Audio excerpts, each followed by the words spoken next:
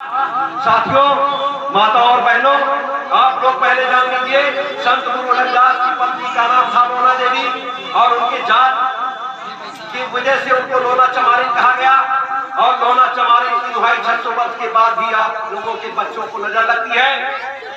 हम और आपके बच्चों को सांप काट लेता, बीछी डंक मार देती है, ओझा चोखा लोग बड़ा सा मंत्र पढ़ते हैं, लेकिन दुहाई किसकी मारते हैं? लोना चमारिन की। तो उनके पास कोई जादू चमत्कार नहीं था, लेकिन ये जरूर था, उन्होंने इस देश की सबसे बड़ी डिग्री और महिलाचार की डिग्री लिया था। कहाँ? स्वाध्याय से। अरे एक एक जड़ी बूटियां उनके सामने बोल करके बताती थी माता जी को, माता जी मुझे लेकर के चलो, मैं बुखार में, मैं दस्त में, मैं एनीमिया में, मैं पीलिया में, मैं टीबी में, मैं कैंसर में, मैं इसमें, मैं उसमें, हजारों लोगों की दवा जड़ी बूटियां बताया करती थी। उन जड़ी बूटियों का रिसर्च किया और इकट्ठा करके उनके आश्रम पर तमाम गरीबों के बच्चे, बच्चियां, माताएं, पहले भाई लोग इकट्ठा होकर के और दवा ले जाते थे, निरोग होते थे। यही उनका चमत्कार था और कोई जादू चमत्कार नहीं था। यहाँ तक हम लोगों ने जब संत गुरु रविदास को पढ़ा तो आप लोगों ने हमारे इस देश में बाबर का नाम सुना होगा। बाबर के बेटे का नाम हुमायूं। हुमायूं जब बीमार हो जाता है, मरणासन अवस्था पर पड़ता है, उनके नीम हकीम दवा करने से बिल्कुल कतरा जाते हैं। उनको रोग हो गया था क्षय रोग, जो राजरोग कहते हैं, जो इस समय टीबी के नाम से जाना जाता है। कोई दवा इलाज नीम हकीमों की जब नहीं चलती है तो नीम हकीमों ने सलाह दिया कि जहां पना चले जाओ, संत गुरु रविदास की पत्नी लोना इस समय की बहुत बड़ी वैद्य है, उनके पास जाओ, इलाज कराओ, हुमायूं ठीक हो जाएंगे। जहां पना को दिल्ली छोड़ करके काशी में आना पड़ा, और ये उस समय काशी नहीं थी, काशी थी। काशी एक जात और विशेष के नाम से जानी गई।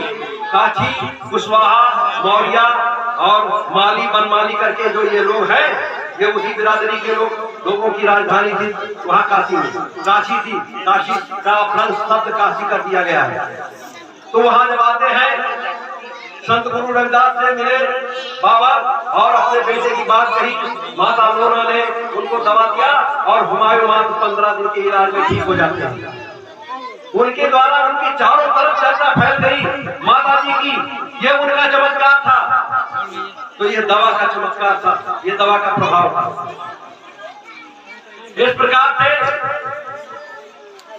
जब ठीक तरीके से संत गुरु रविदास को पढ़िए, उनके चरित्र पर जी अपनी दृष्टि डालिए, तो इस देश के 90 मुसलमान बादशाहों ने उनकी शिक्षा लेकर के अपना राज हुकूमत किया, पूर्ण रूप से बौद्ध बनकर के।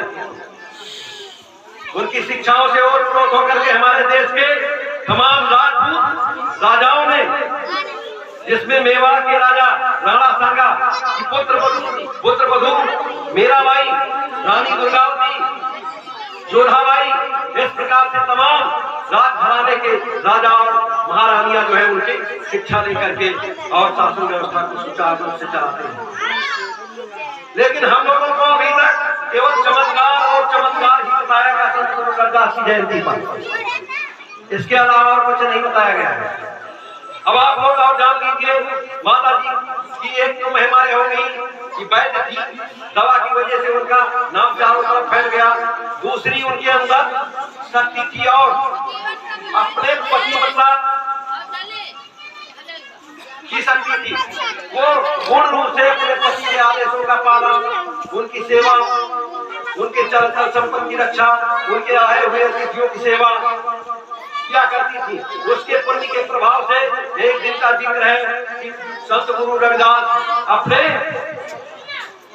शाम के समय अपने मकान पर जाते हैं और एक लोटा पानी मांगते हैं माता जी से कि लोना एक लोटा पानी लीजिए, प्यास लगी है, मैं साधना में बैठने जा रहा हूँ। माता जी जब तक पानी लेकर के आती है, तब तक संत गुरु रविदास ध्यानस्थ हो गए, ध्यान भावना में बैठ गए। माता जी का कर्तव्य था आप लोग सुनो, समझो और उस पर अमल करो। ये माताओं के लिए खास करके बहुत जरूरी बात है। तब तो हम संत गुरु रविदास के असली वारिस, अन्यथा कहने कहाने से कोई मतलब नहीं है। तो संत गुरु रविदास जी ध्यान में बैठ जाते हैं। माता जी लोटा लेकर के खड़ी हो गई और शाम 8 बजे से सुबह 4 बजे तक ना संत गुरु रविदास की आंखें खुली